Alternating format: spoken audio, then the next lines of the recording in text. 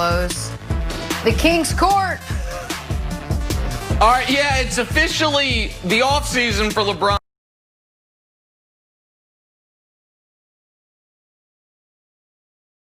Which means for at least a few days, it's petty season. This showed up all over his Instagram feed yesterday. A nice little side-by-side. Oh, there's Giannis drinking some nice tea, reading the New York Times about his consecutive MVPs. And then there's LeBron in a slightly nicer private plane with his 4 championship rings, reading about his championship. Listen, I love Giannis. I think it's a little unfortunate that Giannis is not even the first Antetokounmpo to get a ring because his little brother got one by pairing up with LeBron, but such is life, I suppose. But I am here for old man LeBron James, reminding anyone and everyone the league is still his, Jenna. You have a pro-pettiness policy. All right, among the hundreds of celebrities and famous athletes who wish LeBron congratulations on his 4th ring, none more creative than one Tom Brady. Because when you make the 4th quarter blunder of all blunders, the gaffe of all gaffes, you can only do one thing, and that is hope that LeBron wins a 4th ring. Not a 3rd or a 5th. Not JaVale McGee or Alex Caruso. It has to be LeBron. It has to be 4. I'm told this was photoshopped, which I didn't know until before the show started, which makes this an even better 4 things first. But from one old, washed-up goat to another, from LeBrady to LeBron, congratulations, 4th ring. Good to see you, buddy. All right, let's stick with LeBron James, the king, taking home his 4th title and 4th Finals MVP Sunday. His head coach, Frank Vogel, showering LeBron with praise after delivering the Lakers their 17th title. Take a listen to this. Well, there's not uncertainty in my mind with LeBron James. And, I took the job. We didn't have Anthony Davis. We didn't have really our whole team. It was a different team after the fact, but I've always believed in LeBron James. He's the greatest player the basketball universe has ever seen. And if you think you know, you don't know. Okay, until you're around him every day, you're coaching him, you're seeing his mind, you're seeing his adjustments, seeing the way he leads the group. If you think you know, you don't know. Somewhere out there, Michael Jordan's like, hey, turn that up. What was that he said? Chris Broussard is joining us again. All right, Broussard, did LeBron winning change the GOAT debate at all in your eyes? Look, here's what it did, is it kept the debate going. If LeBron had lost the finals or not gotten there, not gotten finals MVP, in many people's eyes, it would be over. Remember when The Last Dance was playing months ago? After it ran, the network that ran it did a poll. 73% of people said Jordan's the GOAT. 66% of 18 to 34-year-olds, a little younger than Nick, said it. So Jordan had it. Now this latest narrative keeps LeBron alive, and I think brings some of those people back into the LeBron camp, or at least open-minded. I still have Jordan number 1, LeBron number 2. Here's the number 1 reason. Well, not the number 1, but one of the reasons. Jordan dominated the NBA in a way that LeBron hasn't. There have been 2 3-peats. Jordan had 2 3-peats in 7 years. 2 3-peats in 7 years. Everyone else who has stepped on the planet and played basketball has 1 3-peat in 54 years. And that was Shaq and Kobe, 2 of the top 10 players of all time. Once Jordan started winning, no one else could win. He kept a host of Hall of Famers from winning championships. Ewing, Barkley, Drexler, Olajuwon, Shaq, Robinson. We could go on and on. LeBron hasn't done that. LeBron locked down the East for 8 years, and everyone else in the East was shook. We can't win it. Jordan did that to the entire NBA. All right? LeBron has not kept other superstars from winning, from eating. Durant's 8. Steph's 8. Dirk Nowitzki 8. Kawhi's 8.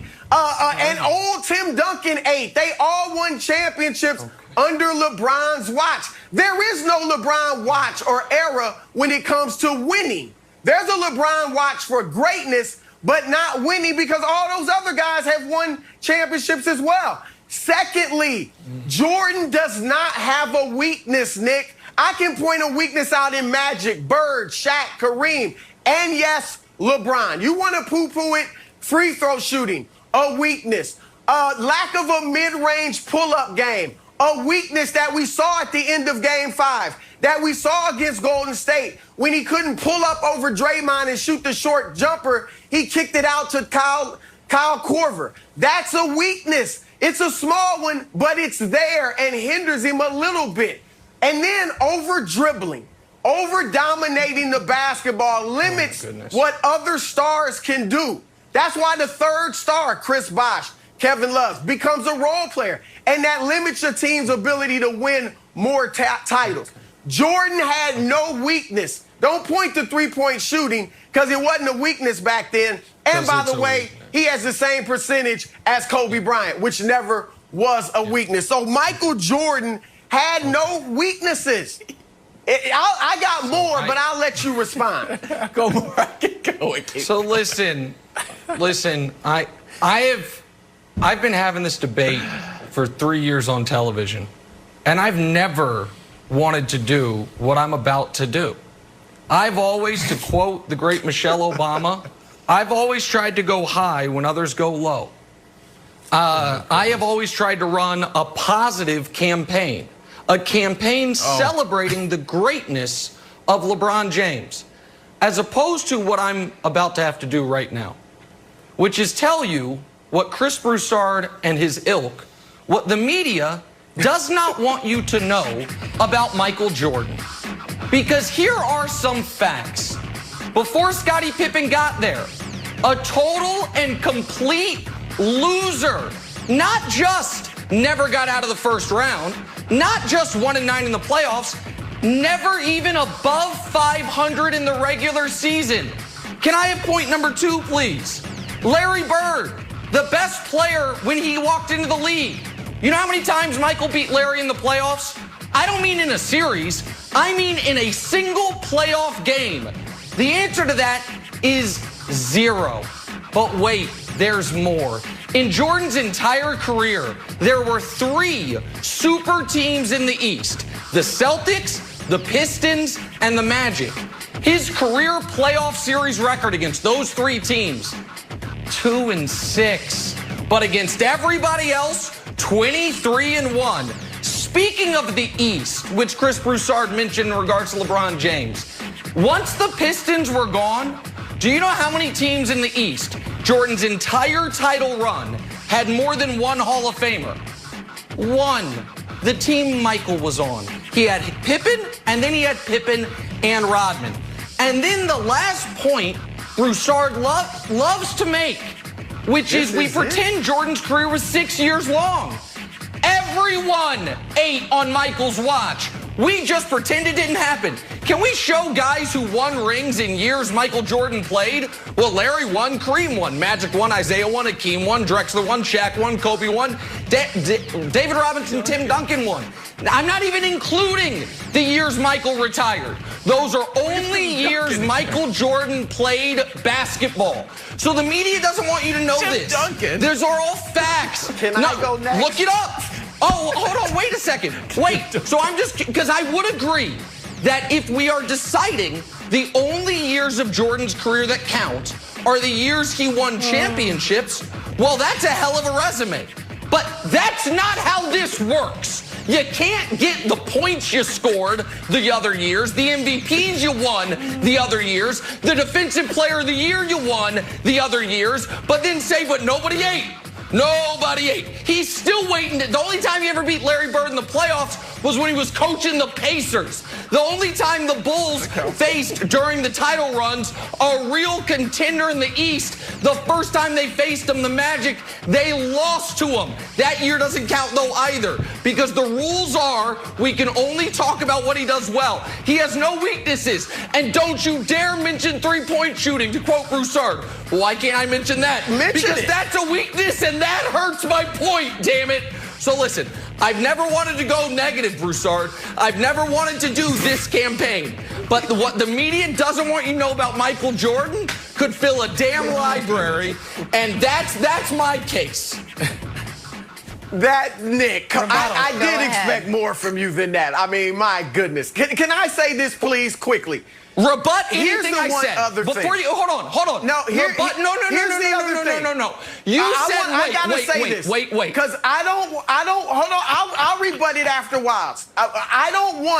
This should not, and I said this yesterday on Undisputed, this should not define LeBron's career any more than Magic Johnson's tragic Johnson moment in '84 defines his career. It doesn't.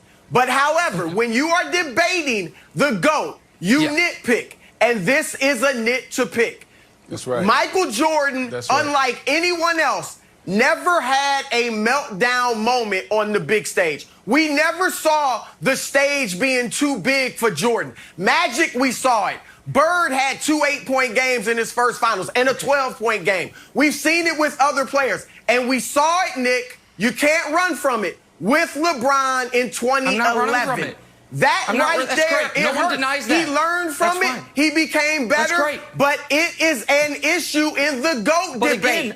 Again, Michael right, Jordan I got it. When Michael Jordan lost those games you mentioned, he balled out. He never lost the finals he was supposed to win. The game after he gambled. No, it's right. The game after he was out all night gambling in Atlantic City when they were down 2-0 and he went 3 for 18. That one doesn't count because the next game he was great. Was the stage too big? But I'm just curious. Was it because the stage was too big?